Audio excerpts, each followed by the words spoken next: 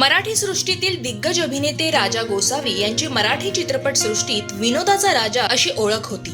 लाखाची गोष्ट, असला नवरा नको ग बाई, वाट चुकलेले नवरे यासारख्या मराठी चित्रपटांमध्ये कारकीर्द गाजवत असताना मराठी रंगभूमीवरही आपल्या अभिनयाचा ठसा राजा गोसावी यांनी उमटवलाय.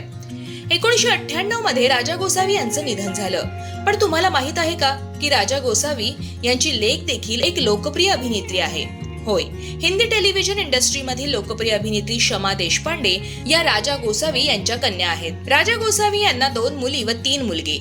मात्र त्यामध्ये धाकट्या मुलीनं म्हणजे शमा यांनी त्यांचा अभिनयाचा वारसा पुढे नेला. शमा यांनी लहान वयातच वडील राजा गोसावी यांच्या नाटक कंपनीमध्ये रिप्लेसमेंट म्हणून लहान सहान भूमिका करायला सुरुवात केली होती.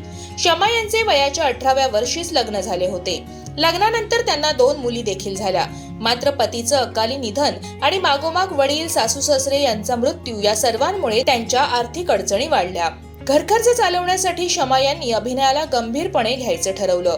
पुढे त्यांनी अनेक मराठी, हिंदी चित्रपट मालिकांमध्ये काम करायला सुरुवात केली. आशीर्वाद, घर एक मंदिर, कुटुंब अशा अनेक हिंदी मालिका आणि लाल बादशाह, कहो ना प्यार है, बागी यासारख्या हिंदी चित्रपटातून शमा देशपांडे झळकल्या. कुटुंब या हिंदी मालिकेत काम करत असताना त्यांची ओळख साई बल्लाळ यांच्याशी झाली. पुढे त्यांच्या मैत्रीचं रूपांतर प्रेमात झालं आणि दोघांनी लग्न करण्याचा निर्णय घेतला.